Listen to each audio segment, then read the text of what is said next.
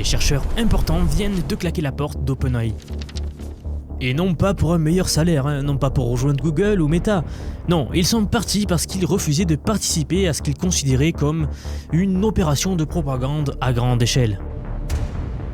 Et ce qui se passe en coulisses devrait tous nous interpeller.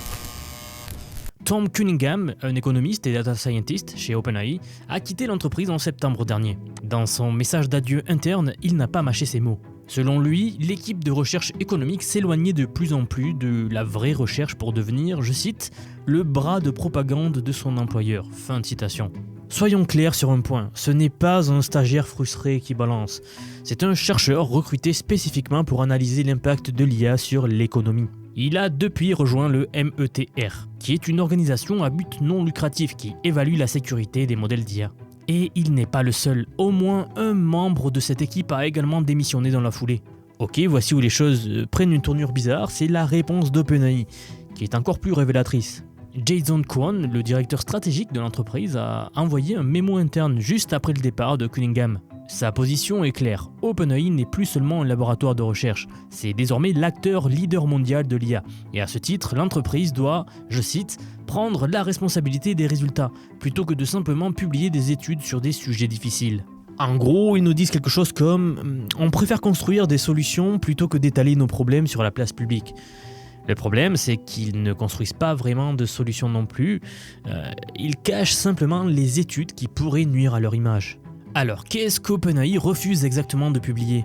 Selon 4 sources internes à l'entreprise qui ont parlé au magazine Wired, un grand journal aux États-Unis, l'entreprise met en avant les gains de productivité tout en minimisant les pertes d'emplois massives. Elle présente les perturbations économiques comme temporaires et gérables, alors que les données internes suggèrent le contraire. Et surtout, elle évite de publier toute recherche qui pourrait alimenter la régulation, provoquer un rejet du public ou alors ralentir l'adoption de l'IA.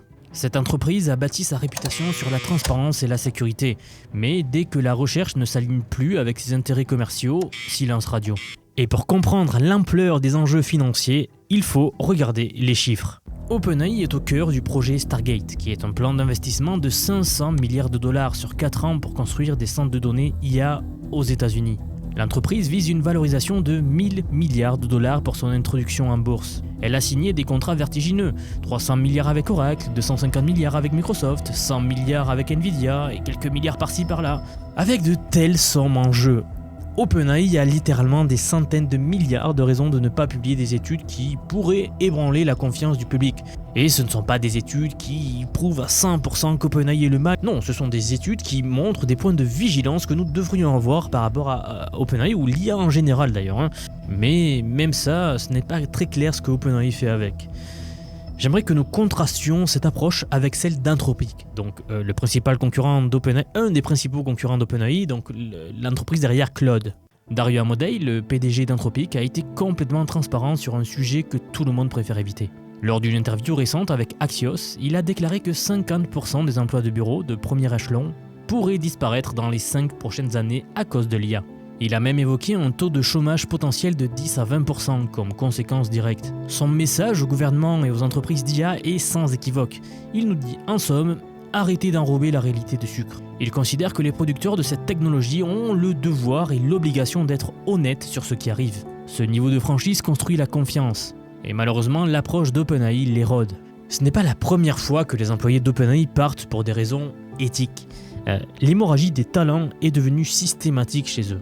En 2025, au moins 12 cadres et chercheurs ont quitté l'entreprise, dont plus de la moitié sont partis chez Meta pour rejoindre leur laboratoire de superintelligence. Donc oui, Sam Altman est désormais l'un des 2 seuls membres fondateurs encore actifs sur les 11 d'origine. Rappelez-vous l'équipe Super Alignment, censée s'assurer que l'IA ne détruise pas l'humanité. Elle a été dissoute depuis. John Lake, l'un de ses responsables, a démissionné en déclarant que la culture de sécurité et des processus ont pris le siège arrière face aux produits brillants.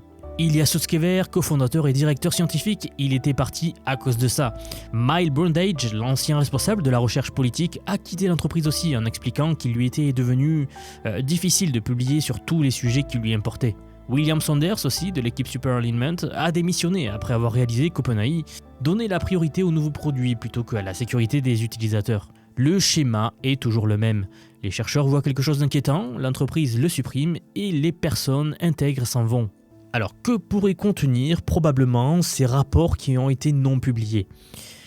En croisant les données disponibles jusqu'à aujourd'hui, on peut se faire une image, on peut deviner l'image générale. Déplacement massif des travailleurs débutants dans les métiers de bureau.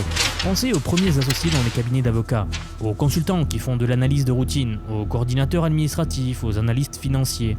Les pertes d'emplois surviennent plus vite que la création de nouveaux postes. La concentration économique s'accélère aussi.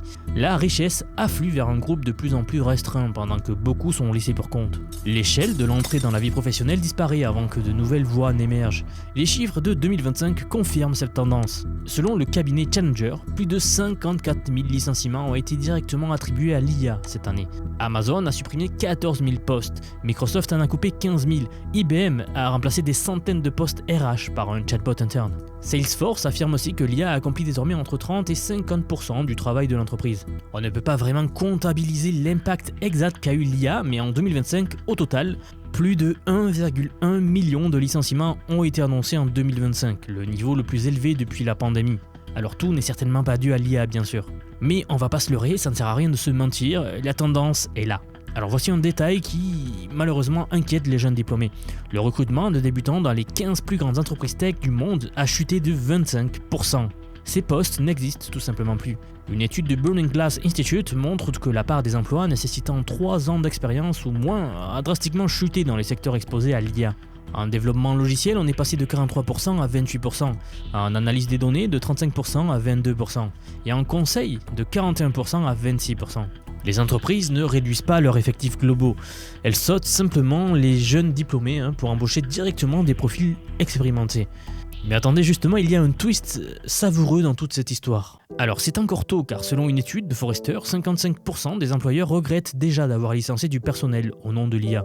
Klarna a remplacé 700 emplois par l'IA, puis a réembauché des humains quand la qualité s'est effondrée. Amazon a aussi vendu sa technologie Just Walkout comme étant propulsée par l'IA, avant que l'on découvre qu'elle reposait en fait sur des travailleurs à distance en Inde qui surveillaient les caméras. Ça a fait un scandale monstre. En fait, Forrester prédit que la moitié des licenciements attribués à l'IA seront discrètement compensés par des embauches, mais plutôt offshore, ou alors avec des salaires significativement plus bas.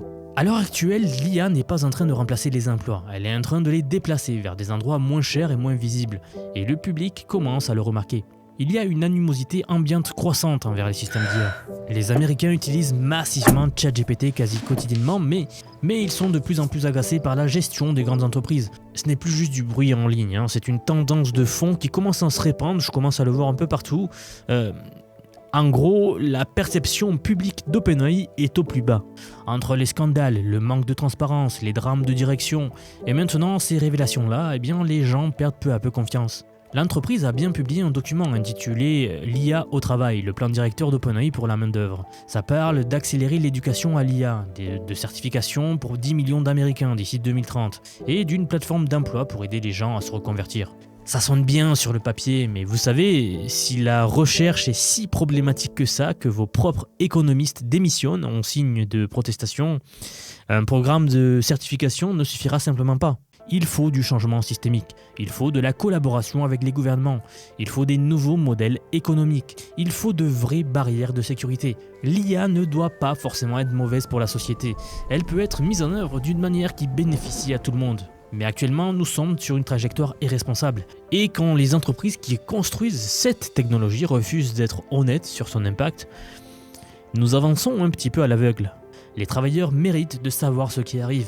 Les gouvernements devraient préparer les populations à ce qui arrive. Et nous méritons tous la vérité, même quand elle est inconfortable. C'est uniquement comme cela que nous nous préparerons pour l'avenir. Et là, j'aimerais vous dire quelque chose d'important. Ce n'est pas être anti-IA que de demander de la transparence. C'est exiger que les entreprises les plus puissantes du monde nous rendent des comptes. C'est refuser d'être traités comme des spectateurs passifs de notre propre obsolescence. Non, au contraire, je veux que le plus de monde possible voit arriver les choses, soit lucide, c'est un mot que j'aime bien utiliser, pour justement que nous puissions agir de manière collective et nous adapter au monde qui arrive, car que nous le voulions ou pas, que vous le vouliez ou pas, que je le veuille ou pas, la transformation est en marche, la révolution est en marche et ça, personne ne pourra l'arrêter. car une vague de révolution ne s'arrête tout simplement pas, il suffit de regarder l'histoire, nous sommes en plein dedans. Hein. Et je vais être 100% transparent avec vous, cela serait aller à l'encontre du sens de l'histoire. Et comprenez bien ce que je dis, cela ne veut pas dire être fataliste. Cela veut dire que, en tant que collectif, nous devons prendre nos responsabilités pour développer au mieux cette technologie et qu'elle ne nuise pas. C'est justement pour ça que je fais ce genre de vidéo et que j'essaye d'éveiller le plus de personnes possible au monde de l'IA, tout simplement car c'est le futur. Donc j'essaye d'accompagner le plus de monde possible vers ce futur qui arrive, pour que vous puissiez naviguer l'avenir sans trop de problèmes. Et pour prolonger cette réflexion, juste avant de nous quitter, voici la vraie question que vous devriez vous poser. Dans un monde où l'IA progresse à cette vitesse-là, vous l'avez vu, où les recherches sont parfois cachées pour des enjeux économiques, où les experts partent en claquant la porte, comment vous préparez-vous? Comment on peut tous se préparer? Comment vous assurer d'être du bon côté de cette transformation plutôt que de la subir? Messieurs, dames, si vous sentez que cette vague technologique avance plus vite que votre capacité à la comprendre, si vous réalisez que les compétences d'hier ne suffiront pas pour les emplois de demain, si vous voulez cesser de subir ces changements pour commencer à les maîtriser vraiment, alors j'ai quelque chose pour vous. J'aimerais vous dire que depuis quelques mois déjà, j'ai construit un programme d'apprentissage unique. Je vous apprends l'IA sur tous ses aspects. C'est un parcours que j'ai créé et pensé pour vous transmettre tout ce que je sais.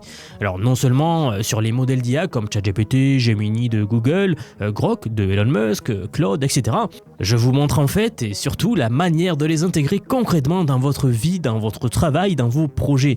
Et ce que vous soyez salarié, indépendant, entrepreneur ou même à la retraite. Car oui, nous avons beaucoup de retraités dans la communauté et ils utilisent l'IA au quotidien. J'ai récemment sorti la plus grosse mise à jour à ce jour de la formation. Ça fait un petit moment que j'en parlais, mais ça y est, elle est là, elle est en ligne. C'est un module entièrement dédié à l'automatisation par IA, donc en utilisant N8N. Autrement dit, la création d'agents IA, donc des espèces de salariés virtuels qui vont travailler pour vous et tout faire pour vous. En somme, vous faire gagner des heures et des heures et des heures. Vous êtes déjà plus de 6 à 7 000 à avoir rejoint ce programme, donc merci pour tout ce soutien. Et enfin, sachez qu'il n'y a pas besoin d'être développeur, pas besoin d'avoir un profil technique. Je vous prends par la main et pas à pas, avec des leçons vidéo claires, des cas concrets pratiques, on voit tout ce qui touche à l'IA.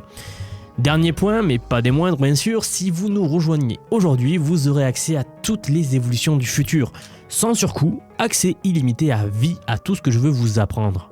Donc aujourd'hui, c'est un paiement unique, ce n'est pas un paiement mensuel, c'est juste un paiement unique et vous aurez accès à vie à toutes les mises à jour que je vais faire en permanence et que je fais en ce moment même d'ailleurs. Donc si cela vous intéresse, vous avez les liens en dessous de la vidéo, donc soit en description, soit en commentaire épinglé pour nous rejoindre. Dans tous les cas, moi je serai très heureux de vous accueillir dans le programme Vision IA. Si vous êtes encore là, merci d'avoir regardé cette vidéo jusqu'au bout et je vous dis à très vite pour la prochaine vidéo. À bientôt.